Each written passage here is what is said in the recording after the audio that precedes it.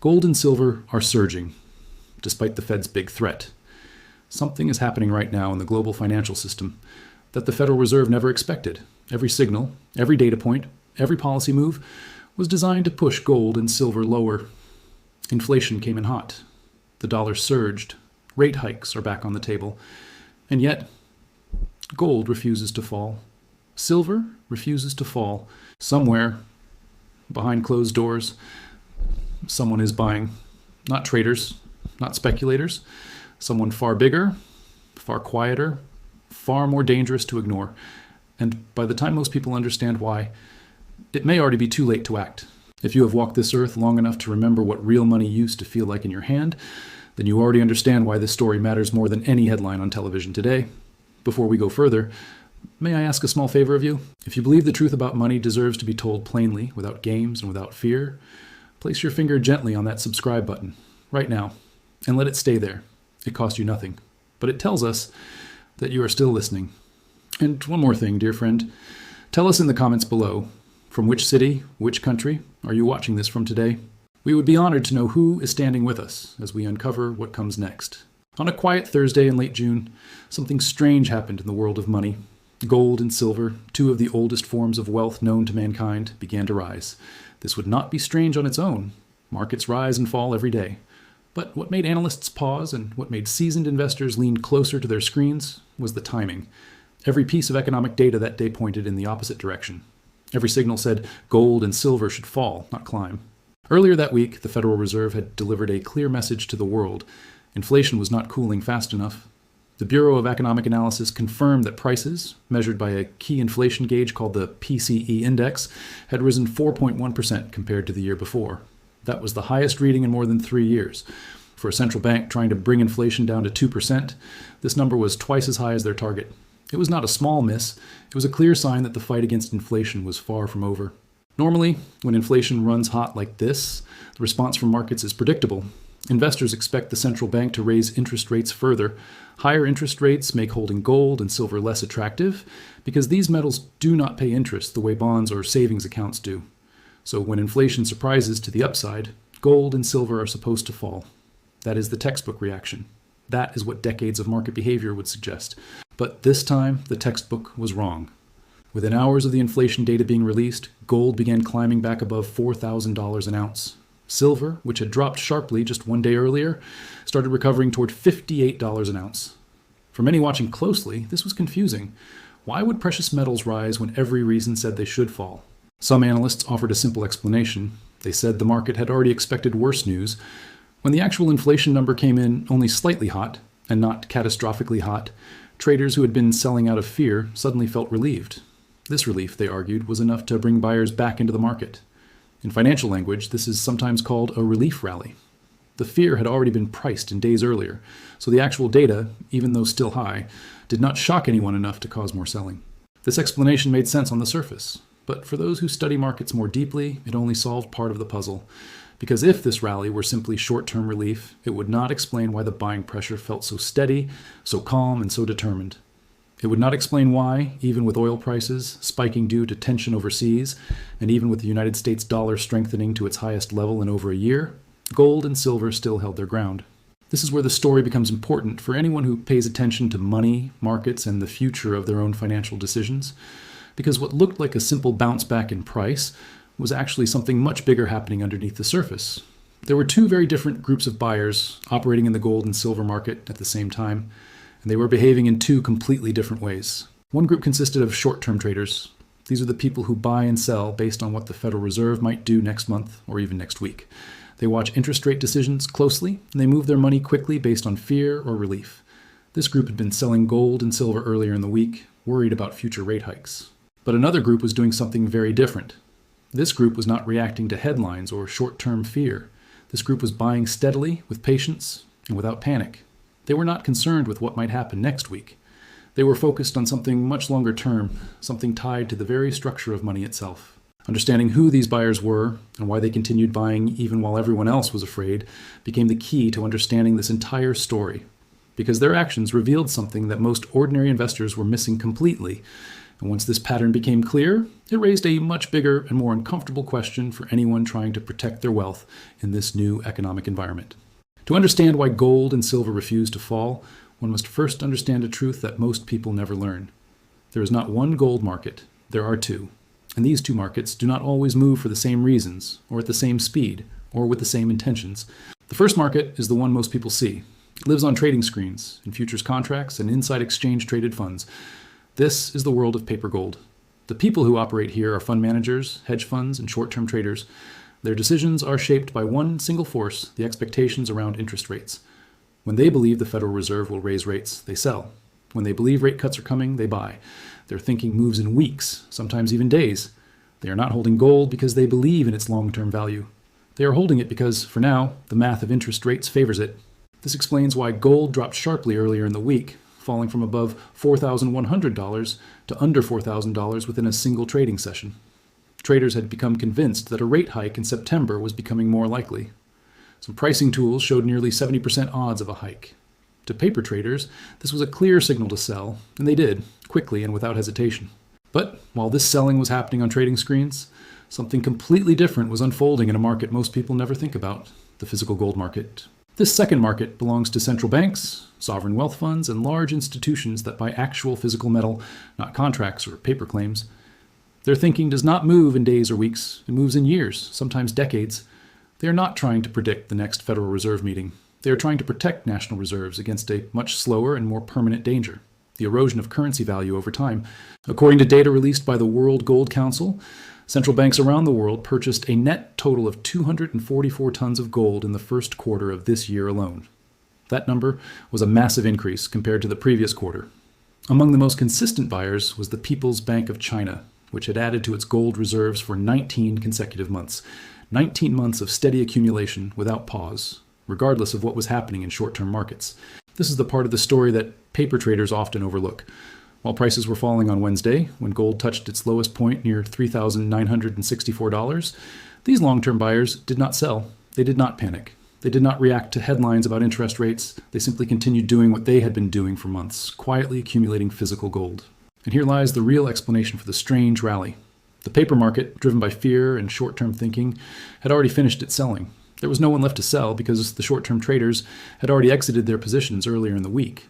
Meanwhile, the physical market, driven by long-term strategy, never stopped buying. Once the selling pressure faded, there was nothing left to push prices down further. And with steady buying continuing underneath the surface, prices naturally began to rise again. This split between paper markets and physical markets explains something important for anyone trying to understand the future of money. The people managing real national wealth, the central banks, the institutions, the long-term planners, were not behaving as if currency stability was guaranteed. They were behaving as if it needed to be protected. This is not a small detail. This is a signal. When the institutions responsible for managing entire national economies choose to hold real, physical assets instead of relying purely on paper currency, it tells a story that headlines rarely capture. It suggests a quiet but growing concern about the long-term value of money itself. For business owners and decision-makers watching from the outside, this divergence between short-term fear and long-term conviction offers a lesson far more valuable than any single price movement. It shows that the real signal is not found in daily headlines, but in the patient, consistent behavior of those who plan in decades, not days. And as the next set of economic threats began to surface, this lesson would become even more critical to understand. While gold and silver climbed back from their losses, a second danger was forming far away from the trading floors of New York and London. This danger did not come from interest rates or inflation reports. It came from the sea. A drone strike hit a shipping vessel near Iran. The attack sent a single, clear message to global markets. The flow of oil through one of the world's most important waterways was no longer guaranteed. Within hours, oil prices jumped. A barrel that had been trading near $70 climbed close to $72, a sharp move for a single day. To understand why this matters for gold and silver, one must understand a simple economic chain reaction. When oil prices rise, the cost of transporting goods rises, the cost of manufacturing rises. The cost of nearly everything tied to energy rises with it. This is called inflationary pressure, and it is one of the most powerful forces shaping prices across the entire economy. Normally, rising inflation pressure should hurt gold and silver in the short term because it raises the chance that the Federal Reserve will respond with higher interest rates to cool the economy down. Higher rates make precious metals less attractive compared to interest-bearing assets. This is exactly the kind of pressure that had pushed gold lower just days earlier, when the Federal Reserve signaled that a rate hike in 2026 was still firmly on the table. But here is where the story becomes more complicated and more important for anyone watching from a business perspective. The same forces that should weaken demand for gold were now colliding with forces that strengthen it. Higher oil prices mean higher inflation. Higher inflation means the value of money sitting in a bank account or under a mattress quietly shrinks. And when people, businesses, and governments begin to feel that their currency is slowly losing its purchasing power, many of them turn towards something that has held value across centuries, physical gold and silver. This is the deeper threat that few headlines explain clearly. The Federal Reserve raising interest rates is not really about fighting inflation for its own sake. It is about defending the trust people place in their currency. When inflation runs hot, even after months of rate hikes, it sends a quiet signal that the tools being used may not be working fast enough. The dollar index did rise sharply this week, briefly touching its highest level in more than a year, normally a strong signal of confidence in the currency. Yet even with this stronger dollar, gold did not collapse. It held its ground and then climbed higher. This is the contradiction at the heart of this entire story. A stronger dollar and the threat of higher interest rates should crush demand for gold. Instead, gold pushed upward, supported by buyers who were clearly looking past short-term currency strength and focusing on something else entirely: the long-term erosion of value caused by persistent inflation and geopolitical instability. For entrepreneurs and business leaders, this pattern carries a warning worth taking seriously. Oil shocks, shipping disruptions, and conflict near critical trade routes are not isolated events. They are recurring threats in a world where global supply chains remain fragile. Each disruption adds a small amount of inflationary pressure, and over time, these small additions accumulate into something much larger: a slow but steady erosion of currency value that official interest rate policy struggles to fully control. The Federal Reserve can raise rates, it can strengthen the dollar temporarily, but it cannot fully control oil prices, geopolitical conflict, or the deep structural deficits forming in markets like silver, where industrial demand continues climbing while supply struggles to keep pace. This is the threat beneath the surface, quiet, persistent, and largely ignored by those focused only on daily price charts. And as the full picture comes into view, the path forward for anyone serious about protecting their wealth begins to look very different from what conventional thinking suggests. By now, the full picture has come into view. Inflation remains stubbornly above target. The Federal Reserve continues to signal more rate hikes ahead. The dollar has strengthened. Oil prices remain unstable due to conflict overseas. According to conventional thinking, every one of these forces should have pushed gold and silver lower. Instead, both metals climbed, supported quietly by buyers who were not reacting to headlines but planning for decades ahead. This is the lesson that matters most for business owners, entrepreneurs, and serious decision makers watching from the outside. The loudest signals in financial markets are often the least important ones. Daily price swings, news alerts, and short-term trader reactions create noise. They feel urgent, they demand attention, but they rarely reveal the true direction of long-term value. The real signal in this story came from a much quieter source. It came from central banks adding 244 tons of gold to their reserves in a single quarter. It came from one institution continuing to buy for 19 consecutive months without pause. It came from buyers who did not sell when prices touched their lowest point of the week, and who did not panic when headlines turned negative. This behavior reveals something important about how serious capital is managed. Those responsible for protecting large pools of wealth, whether national reserves or long-term institutional portfolios, are not trying to win this week or this month. They are trying to preserve value across years and across cycles of inflation, currency strength, and geopolitical disruption. Their patience is not accidental, it is strategic. For entrepreneurs and business leaders, this offers a practical lesson that goes beyond gold and silver themselves. It is a lesson about how to read economic signals correctly. When short-term fear causes a sharp price drop, the question worth asking is not simply, will this asset rise or fall tomorrow? The better question is, who is buying while everyone else is selling, and why? In this case, the answer pointed toward a quiet but growing concern about the long-term stability of paper currency. Central banks, the very institutions responsible for managing money itself, were choosing to hold physical assets instead of relying solely on currency reserves. That choice speaks louder than any single inflation report or interest rate decision. This does not mean gold and silver will rise every single day without interruption. Short-term volatility remains real, and prices can still fall sharply if new shocks emerge, particularly if oil disruptions worsen or if the Federal Reserve moves faster than expected on rate hikes. The path forward will not be smooth.